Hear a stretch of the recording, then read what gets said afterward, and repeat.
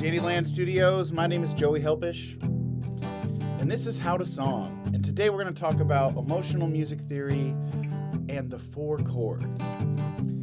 The 1, 5, 6, 4 is the four chords, and if you don't know what that is, don't worry. We're going to talk about it today. I'm going to try to teach you that. So I thought to start off, I'm probably going to play a few songs using this progression. It's one of the most commonly used progressions of all time. I figured I'd start off and do one of my songs where I use this 1, 5, 6, 4 in a major key. This song's called, what is it called? Kick It Solo.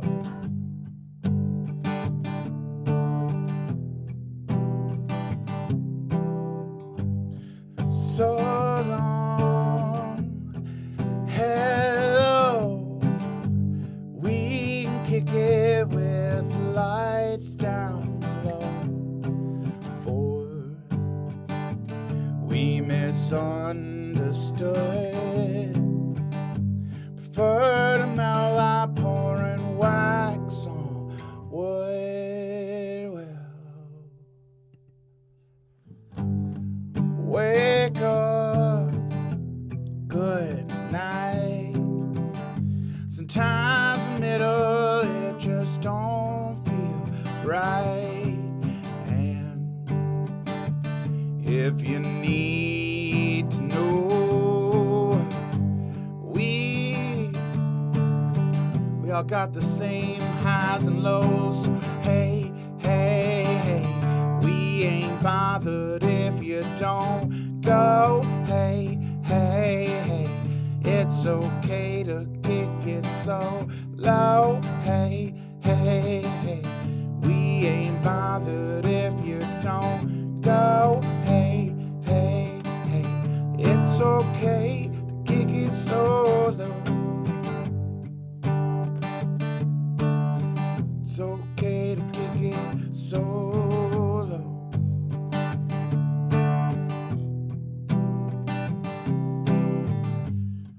Somewhere out there, they want us to pretend like we don't care. And if you need some time, well, we can meet up further down the line. So long, hello, we can kick it with the lights down low. For we misunderstood, preferred a mouth like pouring wax on wood. Hey, hey, hey, we ain't bothered if you don't go. Hey, hey, hey, it's okay to kick it so low. Hey, hey, hey, we ain't bothered if you don't go. Hey, hey, hey, it's okay to kick it so low. Everything gonna be alright. Everything's gonna be alright. Everything's gonna be alright. No woman, no cry. No woman, no cry. No woman, no cry. When I come around, when I come around,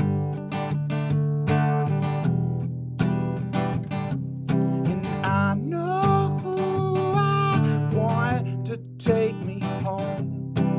I know I want to take me home, take me home.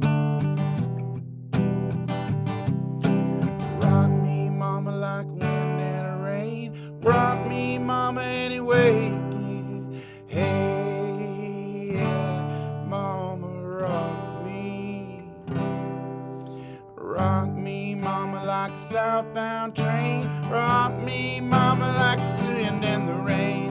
Hey, mama, rock me.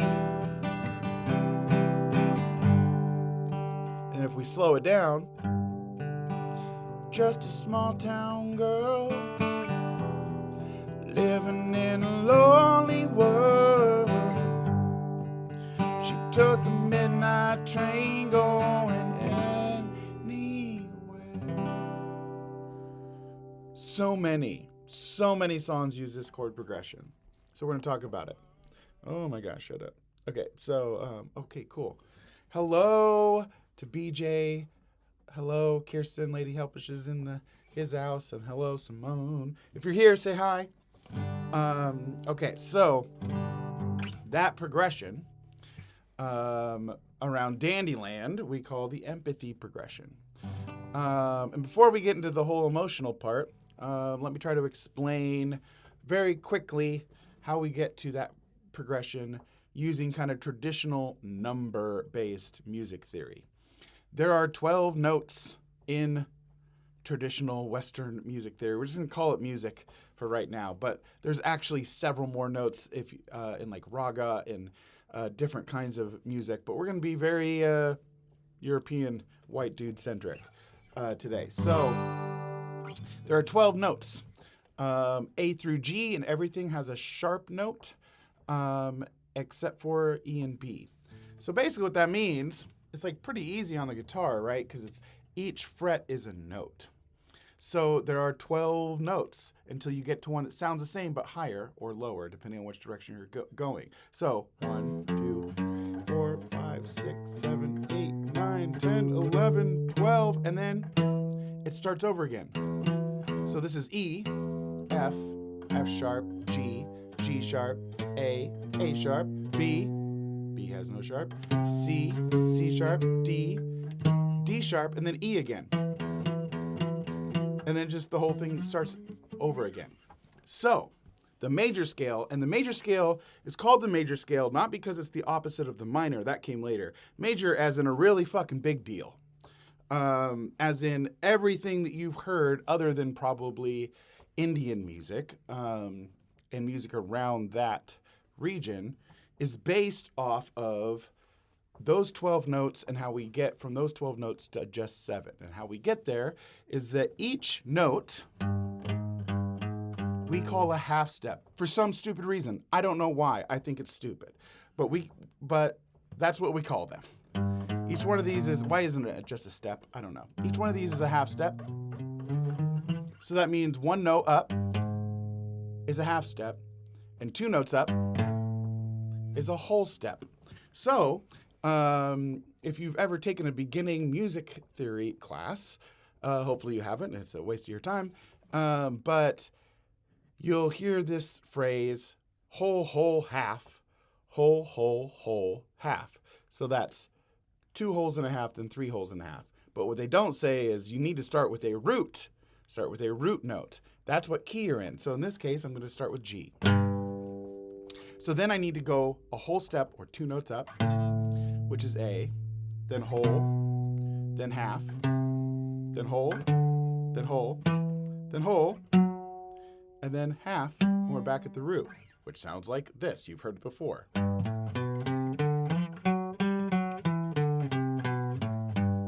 Now, if we don't skip those notes and do that pattern, it sounds like this.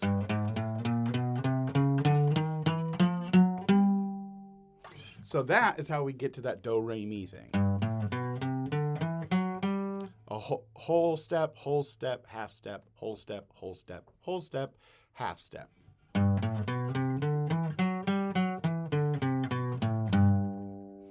Each one of those notes has a corresponding chord. So there's 7 notes. There are also 7 chords. And how you get a chord is you play the root note, whatever, one of those numbers, and then you skip a note in the scale. So I don't play this, and I play this. And then I skip a note again. We also call that, so that's, when you're counting, you're 1, skip the 2, then the 3, skip the 4, then the 5. 1, 3, 5. That's a triad. When you play a G on a guitar, woo. When you play G on a guitar, you're playing a combination of that first, the third, and the fifth note.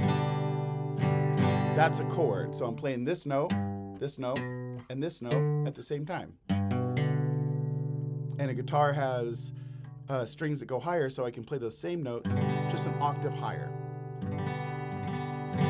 Okay, so now we have 7 chords in the key of G major that we can play. And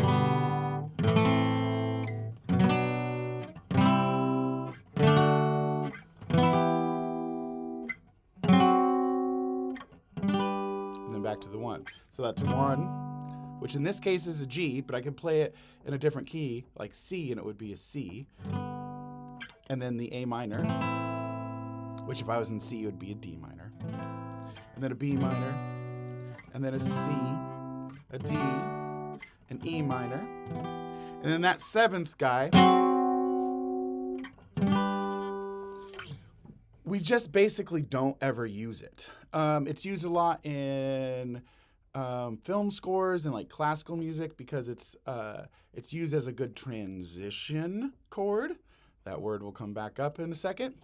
So this is what is when you're writing a song and you're sticking into these parameters of the major scale, these are your options for chords.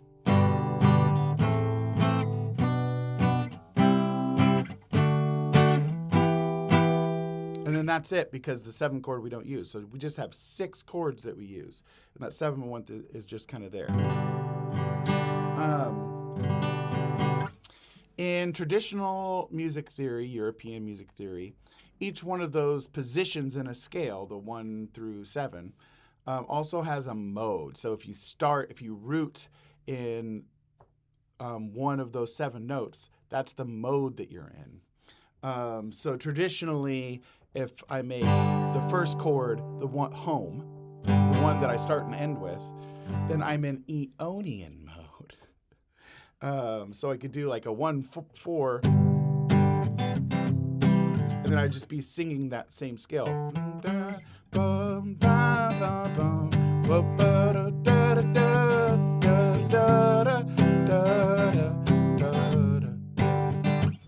Or if I want to play Dorian mode, don't worry, I'm going to replace these stupid words in a minute. I could go.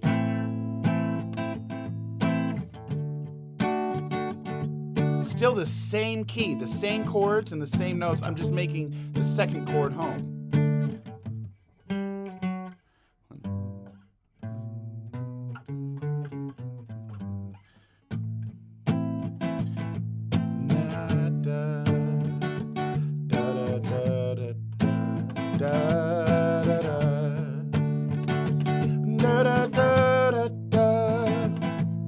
I'm singing the same notes as that G major scale, but it doesn't sound majory anymore because I changed where home is.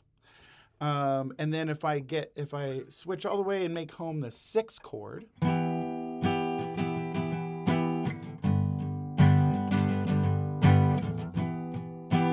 I'm still technically in G major, but that chord that I'm playing is an E minor. And when you root in the 6th chord, it's called the Ionian mode, also known as the minor key. So every major key has what's called a relative minor, but it has a relative 6 other things too. But as the relative minor, this means the 6th chord of a major is a minor key. That it's all the same notes. Okay, that's all hogwash. Okay, I'm going to explain it to you a little bit easier thanks to me getting mad at something that Kirsten was watching on the TV, and then we invented this thing we call root motives, and it's a way of doing emotional music theory. Okay, so everything up until I started saying words like Dorian and Ionian and all that crap still applies. So you still get this. You still get a major scale by doing that pattern, and you still have those chords, but now we're going to give each chord an emotional root motive. This technique is called root motives. So, love,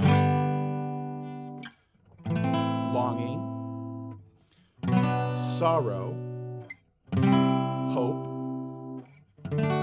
power, and despair. And then that one that we don't like to use is transition. So we have love, longing, sorrow, hope, power, and despair.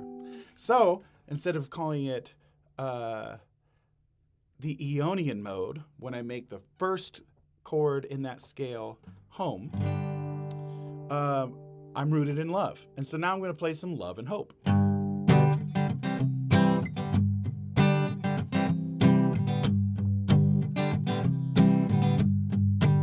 Now I'm going to play a little bit of love and then longing. So the first chord and the second chord.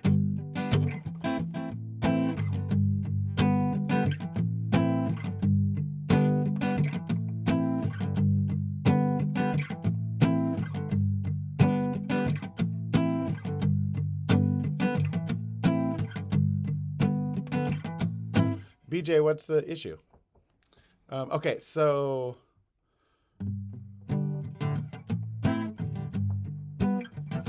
Okay, so that's love and longing. And then earlier I mentioned the Dorian mode, but if I just root and longing, it's the same thing. So...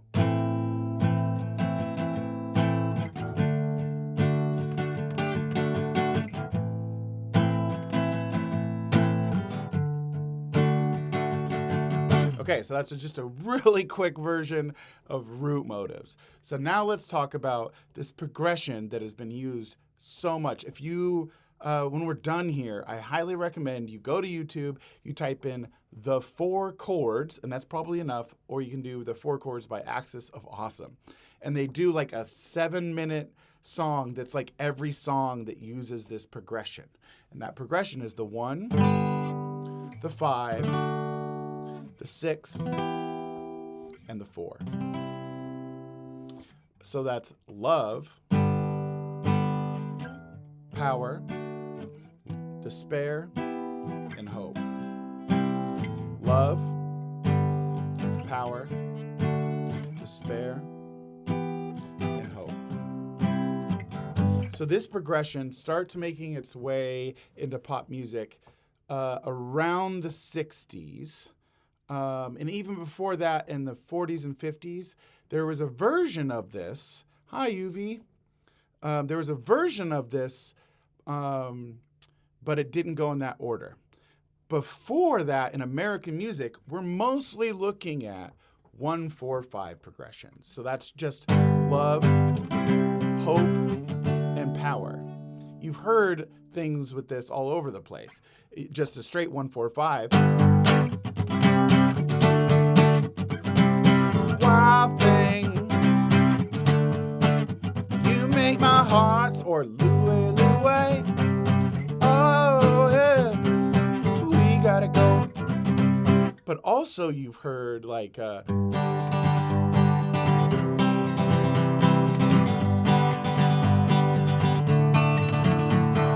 this is every generic country song from the mid-late 1800s to about the 1970s. We call that the 1-4-5 progression. So that dominates America. And then this thing happens in the 50s and 60s where they start experimenting with, in riffs, adding that second chord and the 6th chord. And so the second chord is, love to longing. And that's this kind of R&B sound.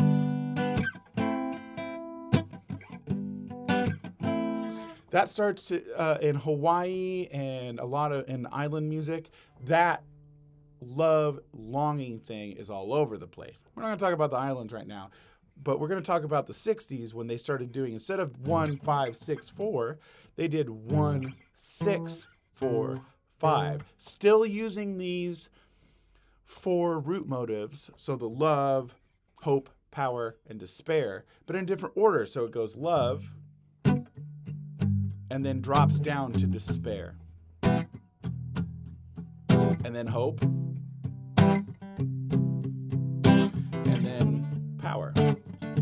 So instead of the love, power, despair, hope, these 4 chords first pop out and get used a whole bunch in this order, the 1, 6, 4, 5. When the night is calm and the land is dark and the moon is the only light we'll see.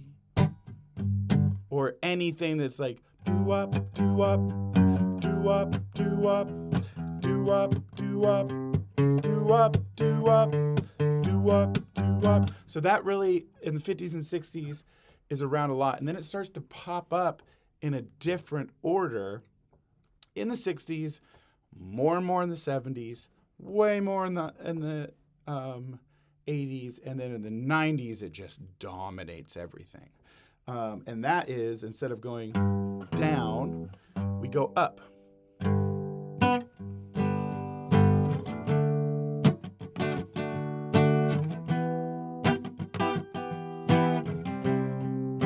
And that's used in Country Road, take me home to a place where I belong.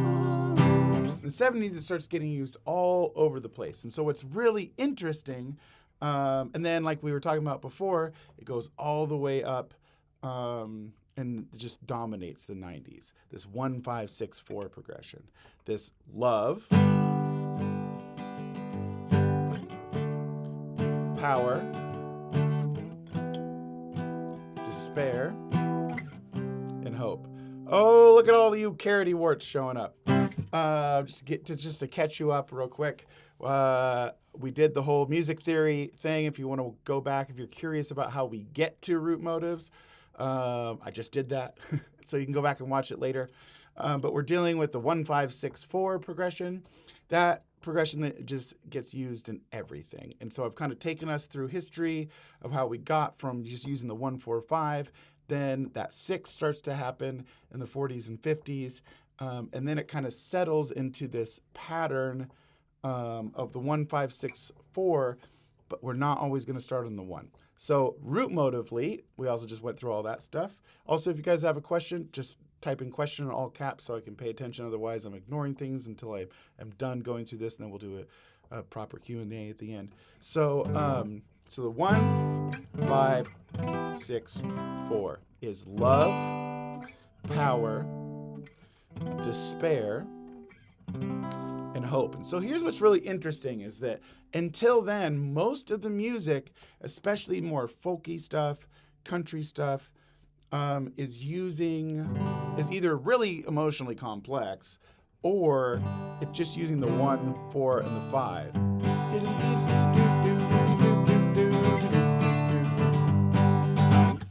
And then something happens. Something happens where 1, 4, 5 is no longer the dominant progression between the 1940s and the 1970s. A whole lot happened. This country went through a huge change. And we added despair into the mix of the popular music that we like to listen to. It seemed to resonate.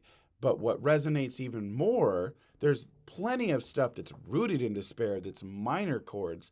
But I think what it is it's this balance, and it's the order in which it goes. And I'll explain a little bit more of that in a sec. So, love, power, despair, and hope.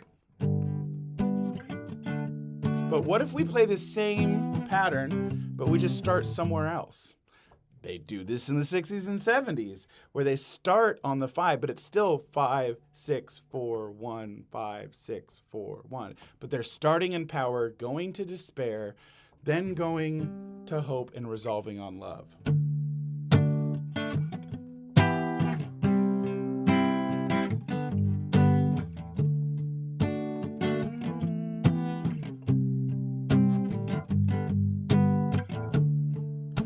There's nothing wrong with me loving you.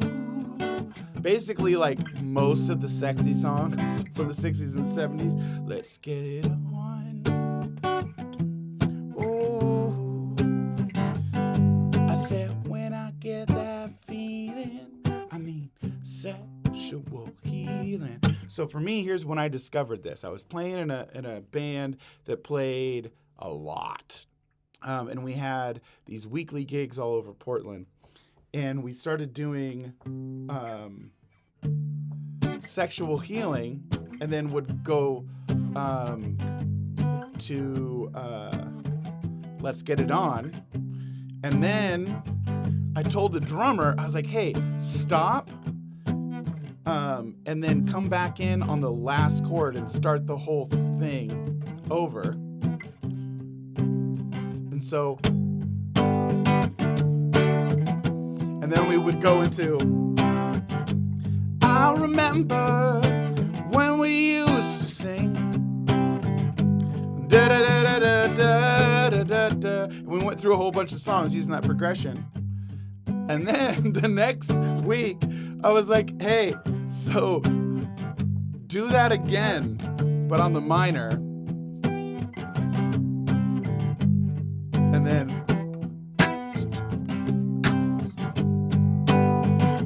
so it's still the same order, but we're just starting on despair now. So now it goes despair, hope.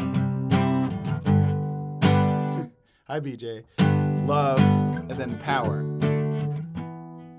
Despite all my rage, I'm still just a rat in a cage.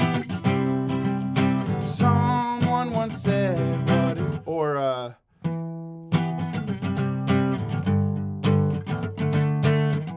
yeah, I know she's playing with me.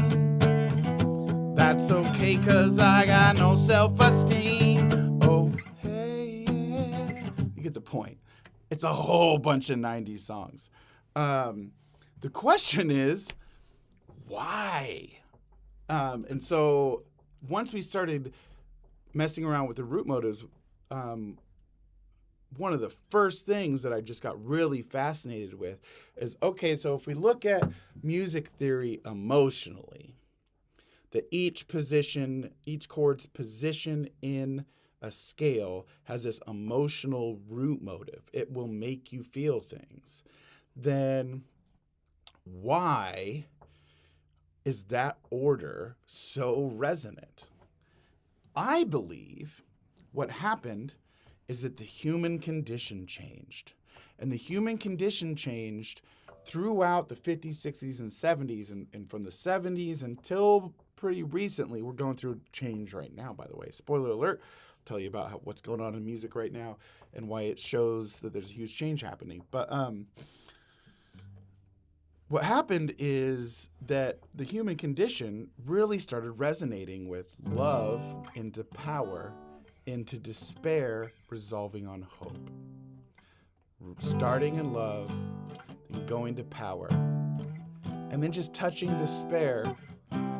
But that despair almost gives you more context of hope. Watch what happens when I take the despair out.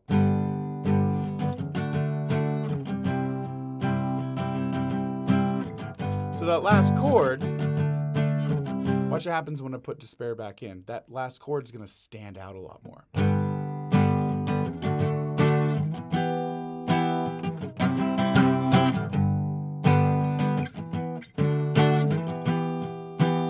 So by adding in that despair, we kind of emphasize that hope a little bit more.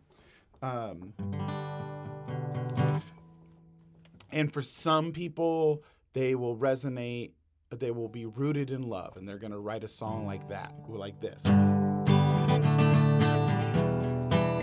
And then when you do that, more people are going to love what you do because you're resonating with this wavelength that everybody's on. Even if you start in despair, you're feeling bummed out and depressed and shit, you can still, as long as you're using this order of emotional root motives, you can still resonate with the maximum amount of people. So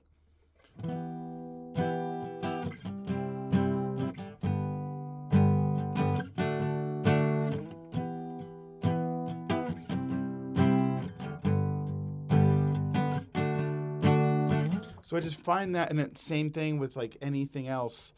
You can also start it on the 4 and root in hope. There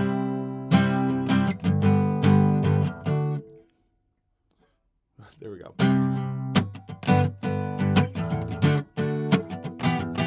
Now we get into Jack Johnson, Jason Mraz territory. Still the same freaking emotional root motives. Still the same order, but because we've changed where the root is.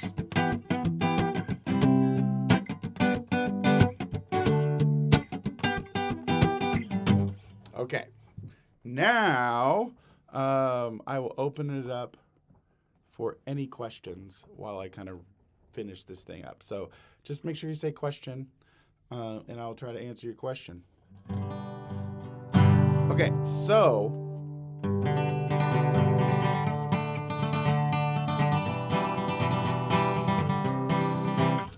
I feel like I should probably end. I think I should end this little lesson rant thing with the very first song I ever wrote. I think I will. But first, let me talk to you a little bit about what I've noticed. The study is new. I'm really only a year into like looking into what's happening right now with root motives, but it's still a lot of things rooted in love. But there's a couple things that have happened. There's actually a couple of chord progressions that are dominating in the way that this chord progression is. One of them is the 1, 6, 4. So taking that power away and just focusing on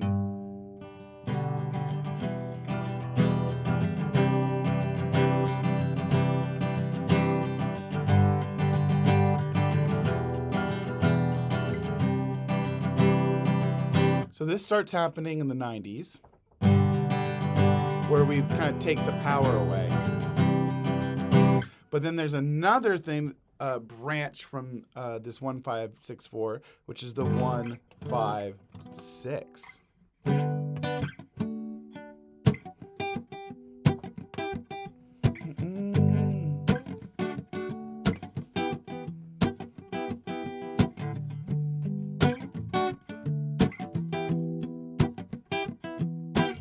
But those are not the most dominant kind of arrangement of chords. What seems to be happening a lot is, first of all, the melody sticking on the 2. So the melody being rooted in longing. So like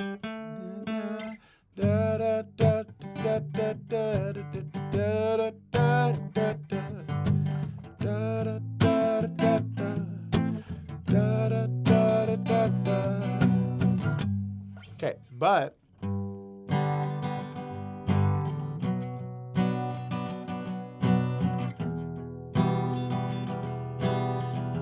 so, if any of you old fucks listen to things that are a little newer, things like Lil Peep, things like The Weeknd, you'll hear this progression a whole bunch with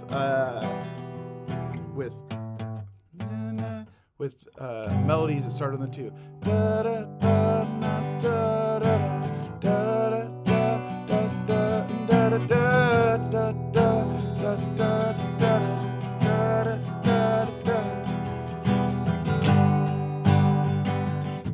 And a lot of trap music and a little bit of lo-fi is using this.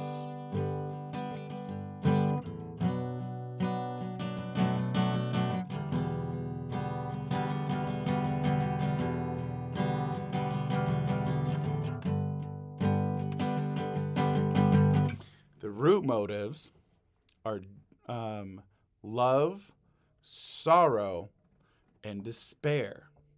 And I find that really interesting that that is becoming more and more dominant and more and more dominant and more and more dominant.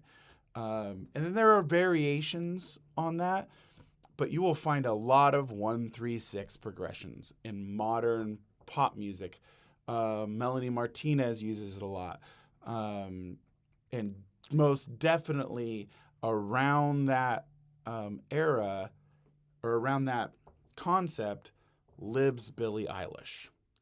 And really what it is being in a major key, but using almost none of the majors other than the root. So it's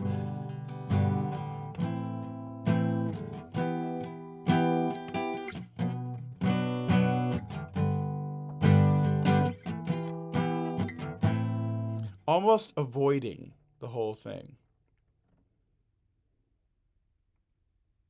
Is that, BJ asked if that is exclusive to guitar or is it translatable too? Oh yes, this is just music. Absolutely, everything I'm talking about is translatable to keyboard. Yes. In fact, I'm probably going to be doing more of these types of things and have a keyboard on screen. But I just wanted to kind of like sit and chill and do this thing. So the other thing, so there's a little bit about what's kind of happening in the future, but like we call this the empathy progression, right? The 1, 5, 6, 4. What's really interesting is that every single song, this is why I call it the empathy progression, is basically an empathetic album or anthem. Every single song I've ever heard has a huge focus on empathy. And this is what really got me thinking about the combination of chords and lyrics. So like when I'm teaching root motives for the first time, I always play this little ditty where it's like, I love somebody. We broke up, so I long for them to come back. And boy, am I just hopeful that they come back to these loving arms. Baby, come back to me. I swear it won't happen again. And so if you pay attention to like, so it's love, power, despair, hope. No home and no cry. Right there on despair, he says cry. No home and no cry. No home and no cry. So when you're, what root motives really is good at for songwriting, oh, hey, Jackie. It's really good for songwriting and helping you to either, if you know what you're writing about, it helps you pick the chords. Or if you have this little riff and you know the root motives, you kind of know what you got to sing about.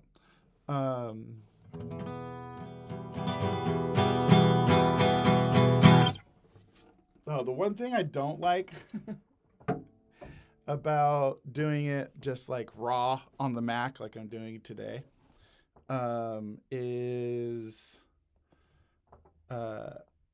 if I take a break, I can't just play music. You have to just stare at an empty wall.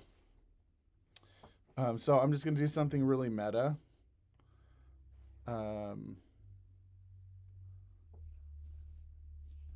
Oh, I guess I'm not going to, well, yeah. I'm just going to leave you guys with some music for a minute. And I will be right back. I'm going to go take a quick break. And then if you have any questions about emotional music theory, holler at me and I'll answer it when we come back. There, I'm just going to let you listen to me while this me goes away. All right, I'll be right back. Dear world, kiss my ass sincerely, not important anymore. I'm not important anymore. I'm not important anymore. Yeah.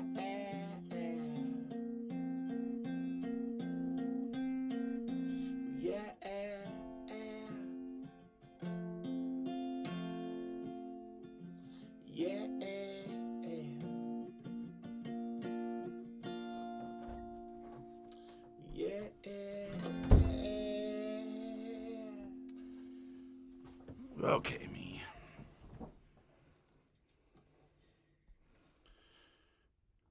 Boom.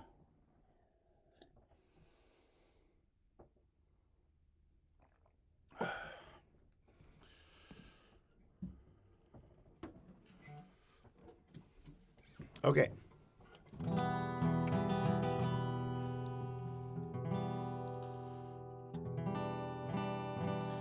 Gary says this is one I'll have to watch again. I'm putting around the house today. Yeah, I highly recommend you go, because I go through the whole thing of how we get there. Okay, so the first song I ever wrote, I used this progression, which I started in the minor. So I started in despair, hope, love, and power. And what I find interesting about the minor version of the 1-5-4-6, which is 6-4-1-5, is that it resolves on power. Starts in despair, then goes right to hope, then love, then power.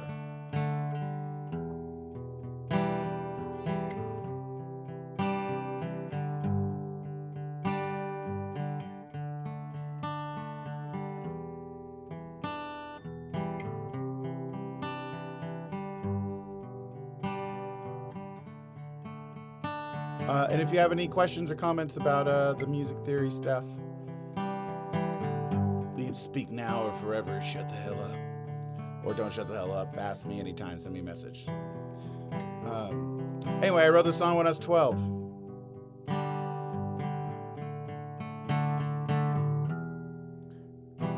Saw you from afar. You were standing outside my favorite bar. Came to you, said, would you like me to buy you a drink? It said my warm touch makes you think about the way things could be.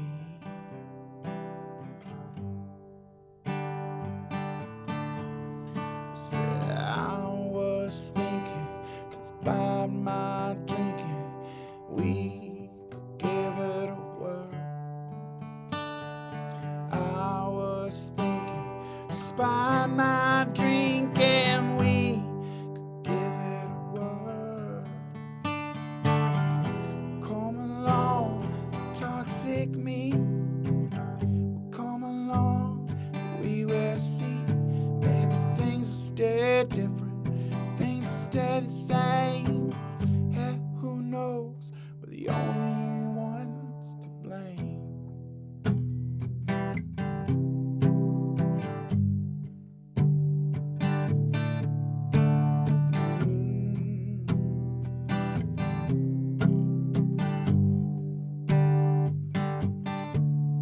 Spent the night in my room. Do you know how beautiful you are when you're sleeping?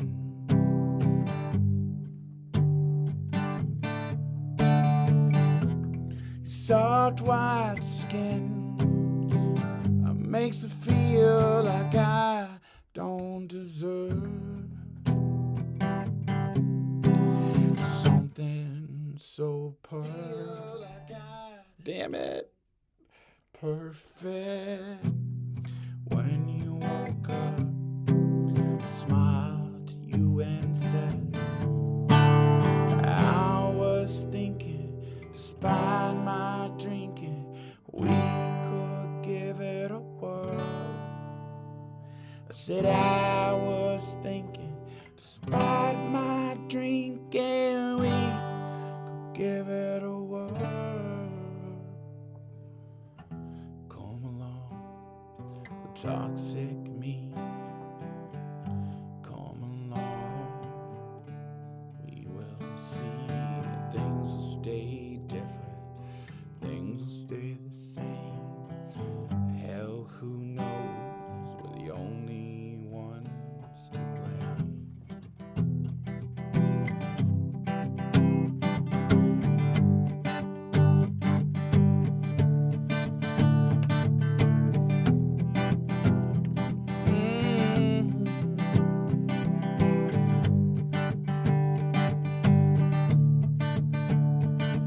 Oh, I was thinking, despite my drinking, we could give it a whirl. I was thinking, despite my drinking, we give it a whirl. Come along, toxic me. Come along, we will see. Maybe things will be different. Things will stay the same. Hell, who knows? We're the only ones to blame.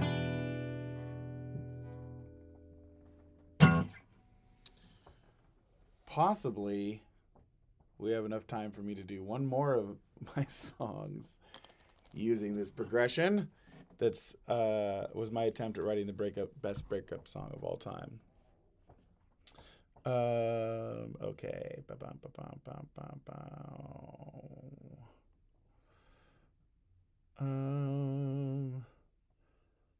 Okay. Bubba says, any good reading sources on this theory, Kirsten? And it's Kirsten. I'd love to read up on it. So, no, there's not. But what you're watching right now is my first attempt at getting this stuff out into the world that's not behind a paywall, because there's a few of them in here of my students who are quite familiar with root motives, because that is what I teach. That's how I teach songwriting. And so right now, it's like, you have to travel to the Zoom planet Dagobah to get the sacred ancient root motive teachings from Yoda Helpish. But this was my first time kind of trying to talk about it publicly. And I have been scratching at an outline for a book about root motives and emotional music theory for a while. There's a whole bunch of reasons why that hasn't happened. But there's also a whole bunch of reasons why it's happening now. So the first part, which is just the major scale, that's done. It's done being created. It's done being tested, and I've been teaching it for years. So that stuff is going to start. You're going to hear me start to talk about it a lot more, and you're going to see hopefully some written and visual materials.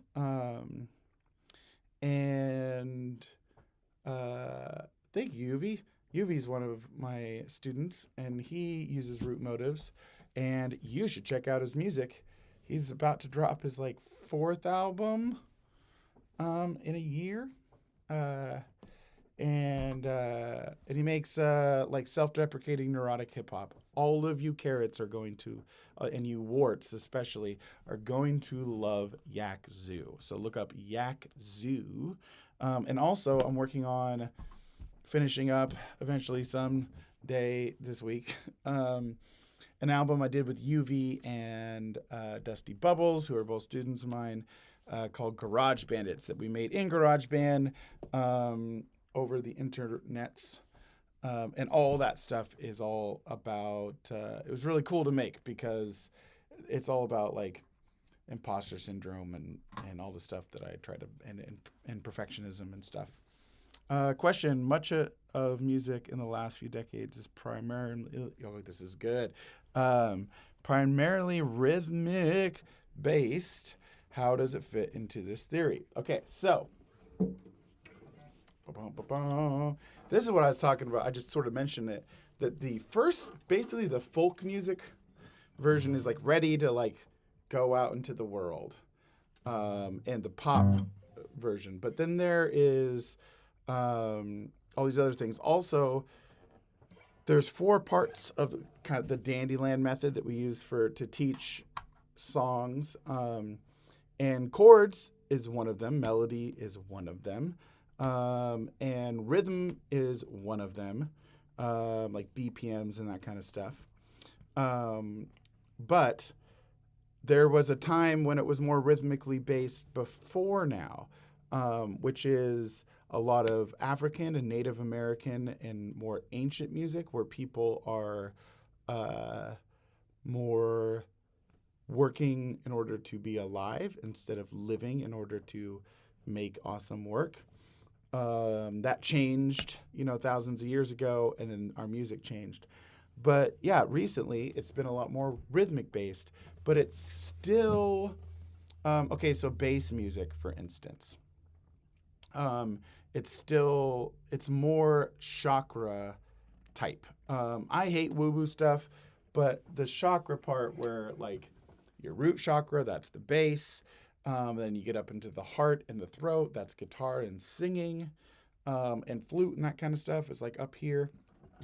Um, and so a lot of like dance and EDM has more to do with that, but most of it's still in a scale. And if it's not, it's chromatic. And so if you're using um, a lot of trap music is chromatic. That is all of the emotions. So this is how it works with the theory. It's all the emotions and then those emotions in between the emotions. So something like Primus is anxiety. And so, and then there's a lot of chromatic metal. Woo woo, people from Eugene.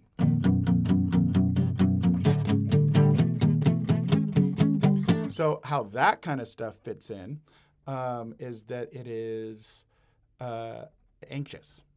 It's overly emotionally complex. Not overly isn't a bad thing. Same thing with things that just have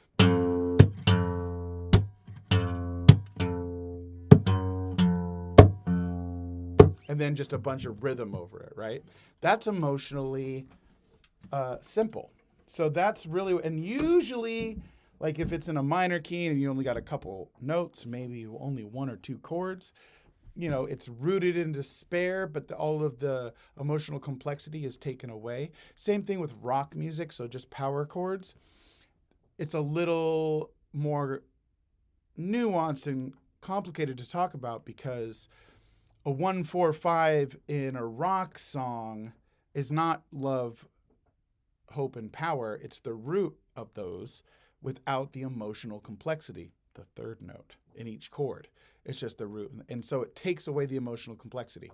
So when you have music that's less melodic and less chords, there's less emotion, not less emotions necessarily, but less of them overlaying each other. That's what happens in music.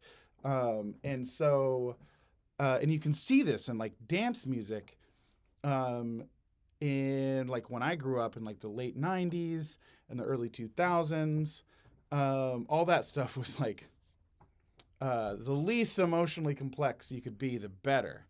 But then recently, there's been emotionally complex music that that you hear a lot as background in like YouTube music and stuff. This new form of electronic music that has a lot of synthesis and a lot of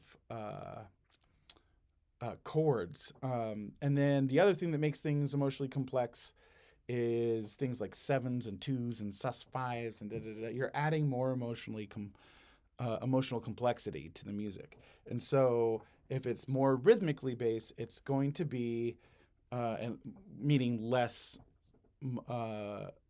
harmony and less melody, then it's going to be less emotionally complex music-wise. Something like hip hop is, oh, right, there she goes.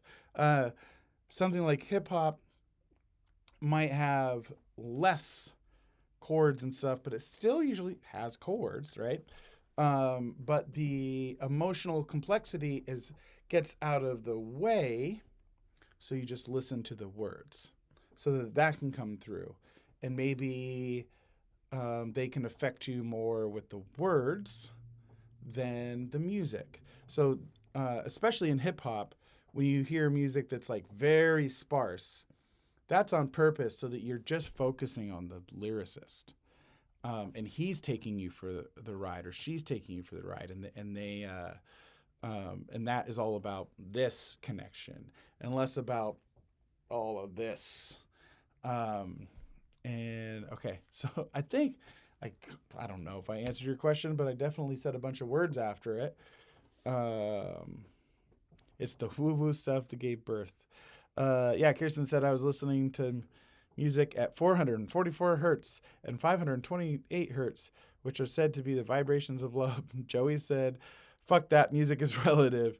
And that's where this was all born. We spent the next several days in bed, ordering out every meal and working this whole thing out and mapping it out over time, over world events, and over people's affect and mental health. Yeah, that's another thing is I can tell you a lot about a person by what kind of music they like to play or listen to. A lot based on this theory. And so far, like, pretty much always right. If I'm not right all the way, it's because I missed some complex thing. Okay, so I'm going to try to do, before I get out of here, I'm going to try to do one more. If you got any more questions, throw them at me. And tomorrow, I'm not sure what I'm doing tomorrow. But in theory, I'm going to try to chop up Jade. It depends on how my setup thing goes tonight. Or I might just take the day off and start Jade next week. I was supposed to do this yesterday, but then the world was like, nah, no, you're not. Okay, so this is my attempt. Oh, cool. Tom said, very interesting. Thanks. Certainly a different way to think about things. That's the only way I know how to think about things. Sometimes I make cool things up. All right, so I tried to make the world's best breakup song. When I wasn't going through a breakup, when I wrote this song, people asked if me and Kirsten were okay.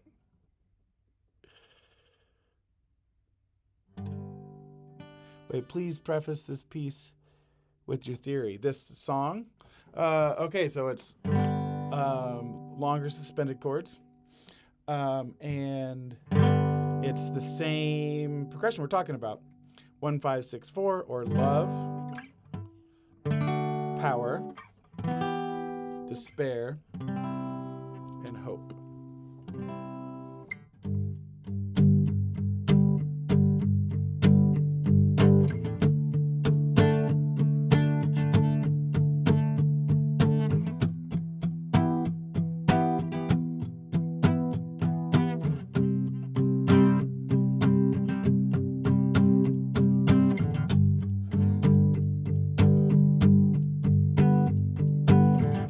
Hallelujah, I made it through the devil's maze. I don't have to ever see your stupid face. Thanks for your concern, but I think that I'll be just fine right where I wanted me. So sayonara, I'll be the same, go bye, bye, bye. Don't think for a second that you're gonna make me cry. Time that I spent some time with myself, right where I wanted me. I guess I'll see you later, but I hope I'll never see you again. Well, I guess I'll see you later, but I hope I'll see you again. Well, I guess I'll see you later, but I hope I never see you again. Well, I guess I'll see you later, but I hope I never see you again. Maybe next time you should pack a sign and let the whole world know that you suck. Maybe it was there the whole damn time. Maybe it was just on luck.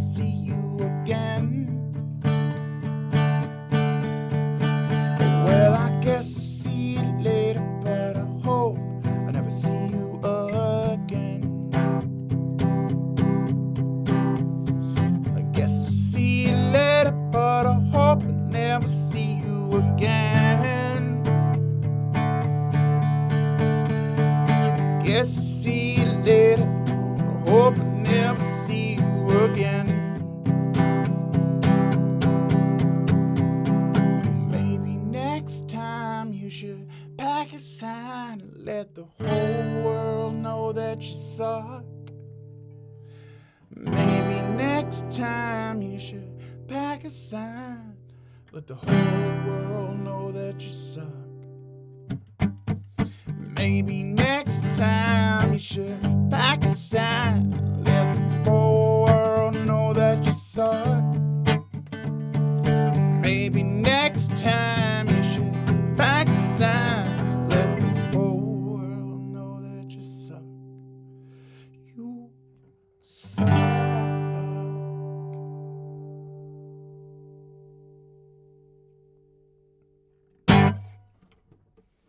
Oh, Kirsten's talking about the thing. We're going to talk about the thing soon. Before I go, I would love to hear from you guys in real time how you liked this. This is different from what I've been doing on How to Song, and how you like this more, I guess, lessony. This is just kind of what I do with students.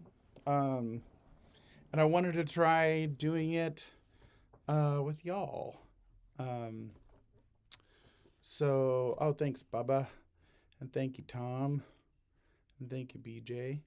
But yeah, what do you guys think? And before someone says, I wish there were more visual aids, tell me what you mean. Because I don't know. And possibly that's just not me. That's been a whole journey I've been on. It just figuring out that, like, oh, well, maybe there's some stuff maybe I just won't do because I don't like it. And I don't know about you, but I'm overdoing shit that I don't like. And I feel like so is like everybody. It's more than that. It's like, it's just not worth it. You don't have to do that. Okay, cool. This was great. I just love hanging out with this group. Me too. Cool. Jackie, wait, hold on. Oh wait, you know what? I'm gonna get into this. This is the thing. When I do the comments at the end, I gotta sing them, right? Let's use a capo, and we're gonna sing them with the 4 chords, obviously. What the hell was that? Okay.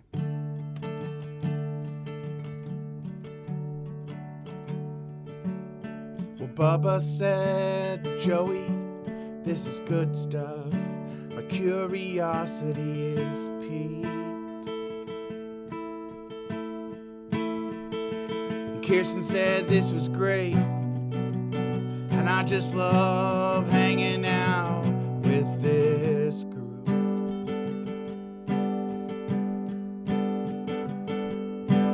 And BJ said, I like it a lot. Basic enough for me.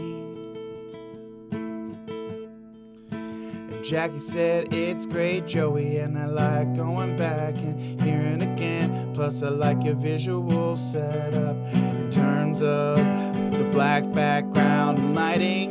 Tom Christ said cool idea. Well, Thomas Christ said cool idea.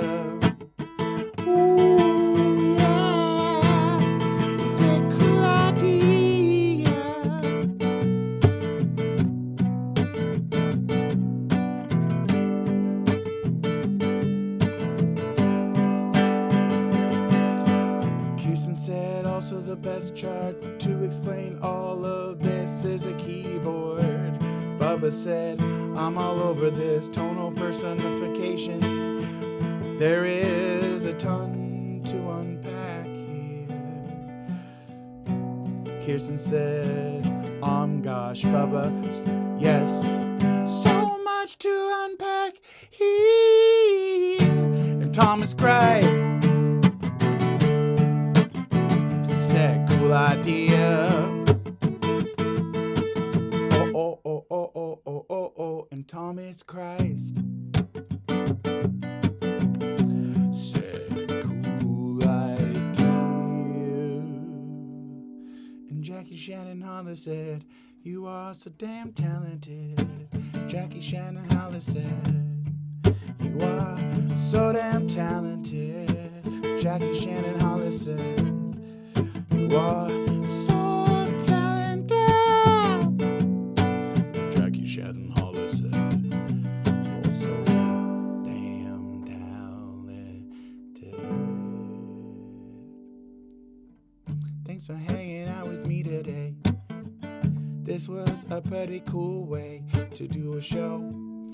Just me and a guitar. It's kinda like the song therapy shows I used to do live, with no amplification, very few people.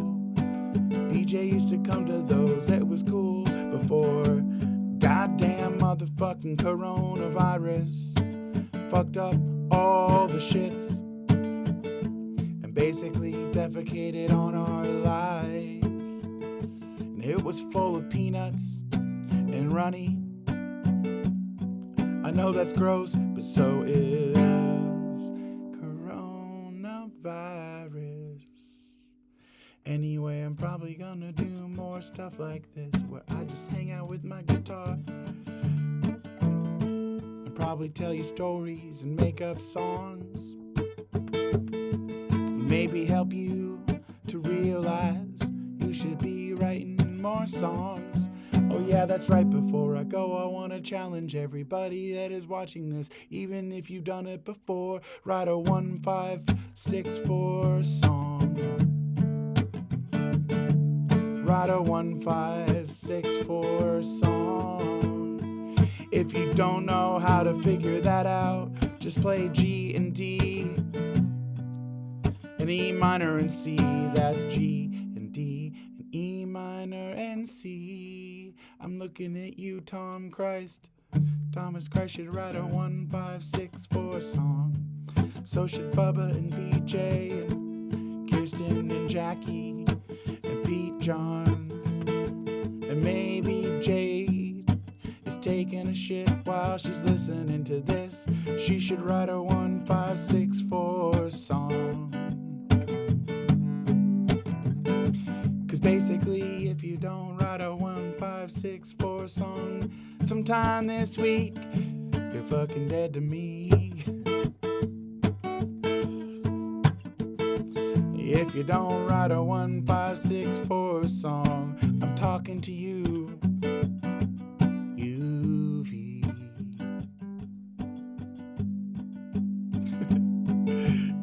Good grief.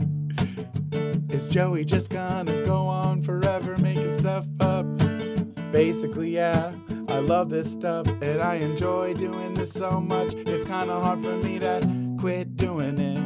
If you go back and watch my live streams, I basically stall every single fucking time. I'm done with your excuses. Better write a 1564 song. Happy New Year to Thomas Christ, you better write a 1564 song. Happy New Year to Bubba, you better write a 1564 song.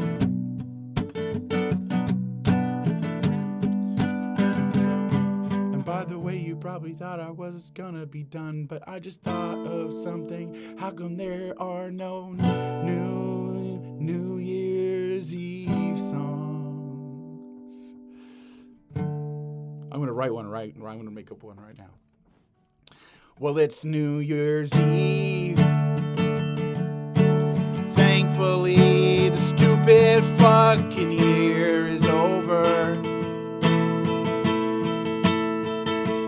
'Cause I kind of feel like I am the Grinch. And I just can't wait for Christmas to be over. So, goodbye last year. I hope I never fucking see your ass again. Goodbye last year. I hope I never fucking see your ass again. Goodbye last year. I hope I never fucking see your ass again. 'Cause you suck. Wait, that's not it. That's not it. Here it is. Ready? So long, 2020. I hope you get run over by a reindeer while you're choking on chicken nuggets.